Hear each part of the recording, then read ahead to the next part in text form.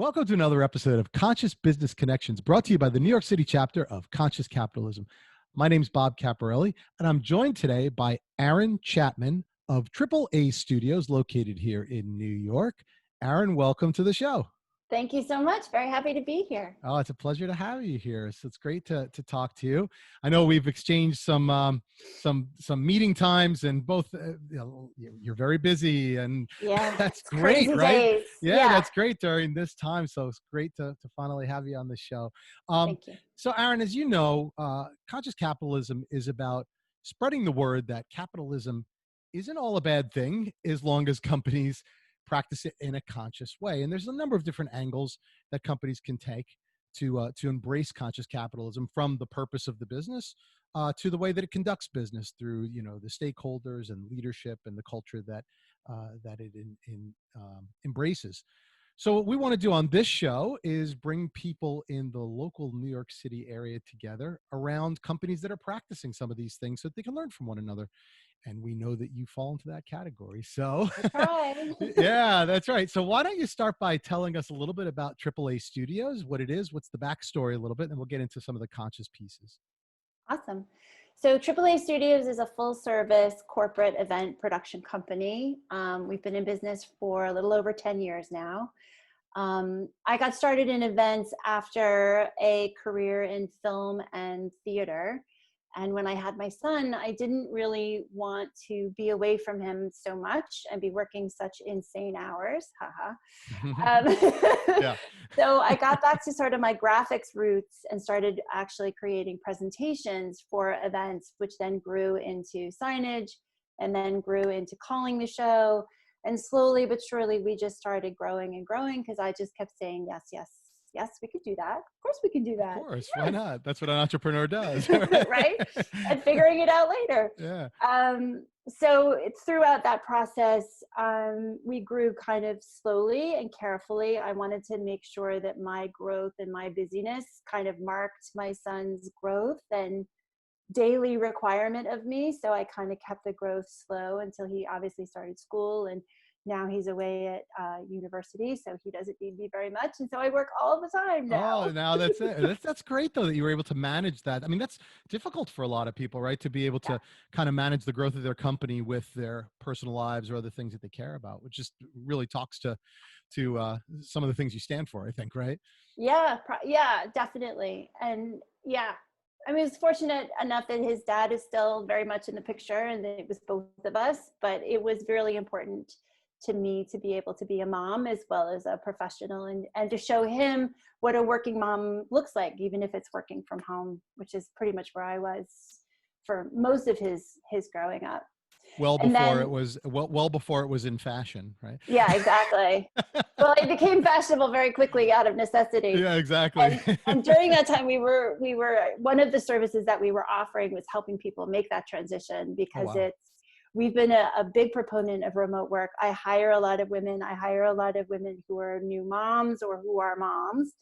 And so that life-work balance, working from home, is just vital and important. And so we got really good at it. And so for our clients in particular, we offered those skills out as, additional services in trying to help them kind of manage this new world that they found themselves in. Yeah, I have to say, I mean, maybe going off a little bit on a tangent, but I do workshops for a living, things like that. We think you talked about that offline, but it's really cool, I think, because all the people that I'm doing workshops now to are virtual. They're all people in large corporations who I would be delivering workshops to in, a classroom, but now they're all at home. And what I see is a lot of parents, moms and dads, that are embracing the idea of their kids kind of coming into the picture, right? So like the kid comes in, they ask for something, they need something, and everyone's like, "Oh, hi, Joe," "Hi, John," they know each other's kids, and it's like, it's just a kind of a cool thing that I don't think existed a few months ago, right? I don't know. I completely something agree. Like the veneer, that corporate veneer has been pulled back. Yeah. I remember walking through one of my clients' offices, and they weren't even allowed to have pictures of their families on their desks. Oh my That's God. how impersonal it was required to be by human resources, I guess. Yeah. And now we're in each other's living rooms, we're in each other's home offices, and in some cases in people's bedrooms. And yeah, you've got the dog and the kids and the da da da, and like life and work is this big mess now. And I think for some people it works. And I think for some other people, it's been a real struggle, and they're really Yeah. looking forward to getting back to their Getting office. back. And maybe Yeah. maybe there's those choices, right, that can Yeah. come of this now that we've learned to work differently and accept different things. But it's really cool. Well, tell us now, corporate events. So do you focus in on any specific type of corporate events, or kind of what's the, because that's kind of a broad range, right, I would It's, imagine. yeah, it's big. We basically take work from anybody that we feel like we can do a good job for. I like to focus on the nonprofit sector myself. I Mhm. like being able to support those missions and those folks who are trying to make the world a better place. I like being able to offer my skills and support that effort. So whether that's in a fundraising gala or getting the word out, or even just a community builder, like we're doing one at the end of the month for Smile Train, which is just a community builder, building up their presence in the US. So anything that I can do to help amplify those messages, I really enjoy it. And in fact, we offer a free 1-hour consult to any nonprofit, especially now in this virtual world. People are Wow. really unsure of how to do an event or how to reach their audience. So we've started offering that just to help them out. Like, the people are really stressed out right now. That is, Yeah. the fourth quarter, and they're just, how are we going to make our targets this year? So we started offering that actually back in May, I want to say, to basically anybody who wants to talk to us. We're happy to do it for about an hour or so. But we do other work as well. I do try and make sure that whomever we're working with, I can talk about around the dinner table. Yeah, that's so cool. So you could be a little selective, right? Yeah, You need to match with what they stand for, I imagine, right? I do. Otherwise, I don't feel like I do my best work, and then that's not Mm, fair to them either. So, interesting. I like it to be a win-win Yeah, that's as so much as cool. possible. Yeah, and this idea of, of part of conscious capitalism, obviously, is companies with a purpose, and that purpose can range in a lot of different directions. But certainly, working with companies who are trying to make the world a better place, however you want to define that, certainly fits that bill. Have you Definitely. found that you've been able to be selective that way, and it's been profitable for you, or have you had to kind of shift from that over the years? No, I mean, knock wood. We've been very lucky that in part because of the companies that I've targeted and the companies that are in my sort of sphere of networking. Yeah. We've been really lucky in that we haven't really had to turn more than one or two projects down. And so, and we've actually in this period, because of this crazy time, and we are doing all these virtual events, we're busier than ever, as you mentioned at the beginning. Like, I was trying to find a time to do this. So we've been able to bring on a lot more nonprofit clients in the last 3 months, and all of them are doing amazing work in the world. So So it's just cool. been a real honor and privilege to be able to work with them and help amplify their message. That is really so cool. Now, I've personally found that in this world, kind of, I guess we can't call it post COVID, but we could call it, you know, well into COVID. I don't know what to call it yet, right? It's like, Well, we're still in the lockdown yeah, in some firmly, places. I don't know. firmly in COVID. I'm not sure Yeah. what, but we're definitely, if someone's watching this in the future, it's kind of October 2020. So we're still in the midst of things, obviously. But what I found is that, like, I went from, a decent amount of virtual events to now just everybody seems to be doing virtual Yeah, events, and it's almost overwhelming. it is. I mean, how do you navigate that, or help companies navigate that? Because it's got to be hard to get eyeballs on your virtual event when there's so many out there, right? Especially right now. In fact, I have a happy hour for event professionals that I started on March 12th, when I call it Event Armageddon hit. Right, All right. of our calendars started emptying systematically. I Yeah. was so afraid my community was going to start jumping off of bridges. I started this happy hour, and we were just talking about that last week, because all of a sudden fourth quarter happens, everybody's woken up, they've got to hit their marketing targets. They've got to hit their fundraising goals. And so now there's this flood of events from now until the end of the year. And, you know, one of the main things that I've been counseling my clients on is to stay away from Zoom. There's plenty of platforms out there that are really interesting and doing some really innovative, creative things that your audience then will feel value add for paying for a ticket, because then they're not just getting the experience that they have day in, day out, Yeah, all of interesting. their meetings and, you know, the yada, yada, yada. And so, you know, Zoom fatigue is real Yeah. and Teams fatigue is real. Yeah, Zoom and or all of the different platforms, right? Yeah, WebEx. I mean, there's a million of them. But you're right; they all basically do the same thing, and we are all on them all day long. all the So it's time. certainly not a novelty, right? Like it may have Right. been even a year ago to some extent. Yeah. So what are some of those other? I mean, you don't have to name names or anything if you don't want to. But what are some of the creative things that other platforms might bring to this to the event space?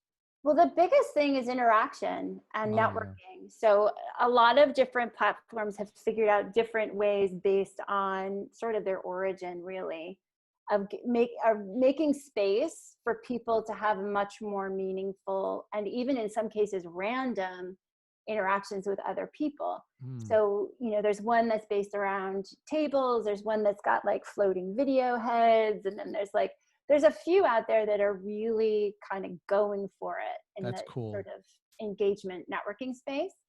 And then there are some that have really taken advantage of gaming technology. And so you and 50 of your friends can go to a concert online and you can chat with each other just like you would in a video game, except that it's either a speaker or a sales meeting or a concert as opposed to, Mm. you know, shooting things. Right, right. Which might not fit the purpose. But at the at the end of the day, what's so neat about that is, you know, we talk about capitalism, right? And obviously the need and or ability to make money and make things better. I think that's a pretty good example is that as people try and navigate better ways to add value, there are new Mhm. technologies and new companies that are popping up to be able to do just that, right? Because I think that's another problem that I'm seeing is that not only are we bombarded with virtual conferences, but they're all free, or a lot of them are free, A right? lot of them are free. Yeah. And so I would imagine if you're trying to raise money in some way or make money in some way, you have to find different ways to do that that's going to actually add value and make people want to pay, right? So Definitely. And, you know, I always encourage my clients to not have free events because putting the event on still costs money. Week yeah, costs money, the platform costs money, you're using hours of your corporate time, you know, your staff is using hours. It still has a cost associated with it. So at the very least, you should recoup your costs. yeah. But yeah, and you know, there's a lot of really interesting and sort of dynamic things that are coming. Like I keep referring to it as the Wild West right now, Hmm. with platforms and apps and services. And so you can really get creative with it if you're brave enough to kind of jump off that diving board into kind of this new strange world we live in. Yeah, and that's kind of what the beginning of disruption looks like, right? It's a little Yeah. chaotic at the beginning, and then it settles out into some things that people can really utilize and care about. I think it's a really great discussion. You know, I'm part of a speakers association as well, right? Because I used to, in addition to the workshops, I did not as much, but I did some event speaking and things like that, where that wasn't my main business, thankfully, but I know many people whose that was their main Yeah. business, and they were getting paid decent amounts for speaking gigs, and that just kind of completely dried up. Yeah. You know, what about that? Like, how do you bring speakers or experts or that kind of thing into events nowadays? Any thoughts on that? Well, now it's so much easier. You don't have to travel them. You don't have to put them up. You don't have to feed them. Yeah, Um, but that I means you know wouldn't pay it's them as much, right? I imagine. exactly right. Just I thinking that know might on translate. their from their point of view, that's Yeah, not so good. right, From right. my point of view, it's really great. Right. So yeah, we're seeing speaker salaries definitely drop Yeah. considerably, which I feel for them. But on the other hand, they are also now able to do 3-4 events a day, Oh, Whereas yeah, true. before they would, it was a day of travel, a day of the event, and then a day home. So you were buying 3 days of their time, whereas Right. now you're really buying 3 hours and maybe some prep time, right? A day Yeah, of prep right. time and scripting and what have you.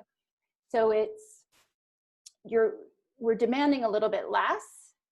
Um, but listen, the conversation we're having all over the place, and I'm finding this everywhere, is that everyone is feeling like they're doing more and getting paid less. Right. Or Yeah, it's like going interesting. back to the beginning, right? Like, Yeah.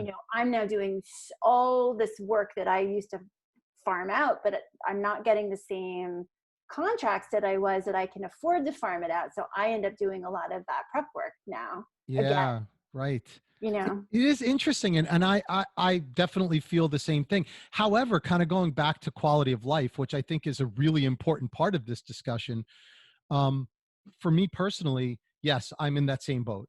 I'm very, very busy doing everything virtually, probably putting more time, getting less money overall. However, I'm not traveling. I'm home with my Right. family.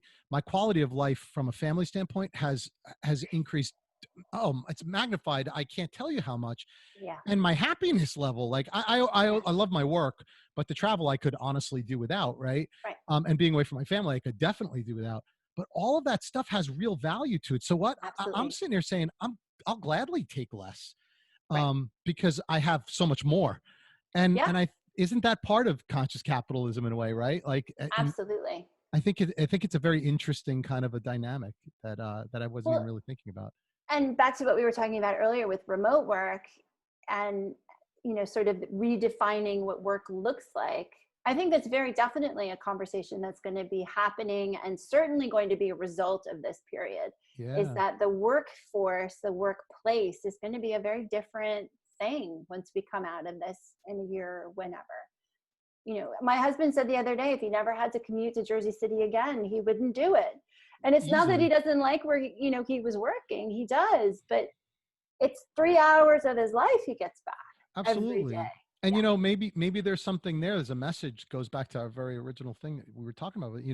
Maybe we learn that we don't all have to be gazillionaires, right? I don't know how many people are actually driven by that, but I think it's more like you get driven by you're supposed to want to make more money, right? Or you're supposed to that defines success, but in fact it doesn't, does it? I mean, what Right. really defines success is your happiness and family and friends and Much more interactions. European. Yeah. Isn't it? Yeah, isn't it? So Yeah. that's a very, very interesting discussion. Really cool. Well, talk about a little bit, because I know that's not the only kind of conscious business practices that you're embracing, right? About the purpose of your business. What about the way that you run your business and the practices there? Anything you want to talk about there? Yeah, sure. So at the very beginning, when I started actually thinking of this as a business and not just a solopreneur, but having employees and bringing on vendors, I really wanted to make sure that my people were taken care of, that they weren't being killed by work hours, that they had actual meal breaks. And having been a union camera assistant, I was very familiar with the IATSE regulations. And so we just sort of built our structure and our hiring practices around sort of the union ethos. Mm. So, 10-hour days, the max. Every 6 hours we have a break. There's, every 3 hours we have a break. Like, I make sure that everybody gets at least a 10-hour turnaround. So while we're not a union house, like, we definitely operate underneath those ethics, if you will. Yeah. And then, in terms of hiring practices, we have always believed that Black Lives Matter, and that, hiring women and women of color in particular for jobs that they are grossly underrepresented. Like, I think only 3% of all graphics designers are African American women, Is that right? which is just mind blowing. So Yeah. we've always tried to have a very balanced hiring practice and have a very colorful group of people who, when we take a group photo, it looks like the United Nations. Yeah. But it's a Yeah, matter of being diverse because you believe in that, right? absolutely. And it's, not ever obviously compromising in terms of quality of work or skill, finding the very best people, but also finding the very best people who maybe are not, male in Yale. Yeah, sure, sure. Well, I'm not Yale. You know what I mean, Whatever though. that's worth. But yes, I completely understand it. And I always think about these things, and it's sometimes it's difficult conversations to have. But when you talk about statistics like what you just named, right, 3%, whatever, and you always wonder kind of where is that issue happening? Is it at the hiring? Is it at the education? Is it in the we're not giving enough opportunity, like on the training, like where do you think, or is it all of it? I mean, where do you think those things kind of go off the rails, so to speak? I mean, Lord, I think every step of the way, honestly. Um, I have always been the token female, often being a very technically minded person. So like I was a camera assistant and often I was the only female in the camera department and the only female in the technical departments at all, like grips, electrics, gap, they were all men. All male, yeah. When I was in the theater, I was in technical theater, I was doing lighting design. And so, I was the only chick on a ladder with a bunch of cable. So, I think that it's, it's a huge combination of things. I think as a female in particular, you get discouraged from those things early on. And then if you strive through that, the professional realities of it just wear you out after a while. And I can only imagine that is compounded by 100 times if you happen to be a female of color, of any color, really. Yeah. That just Yeah. becomes exponentially harder.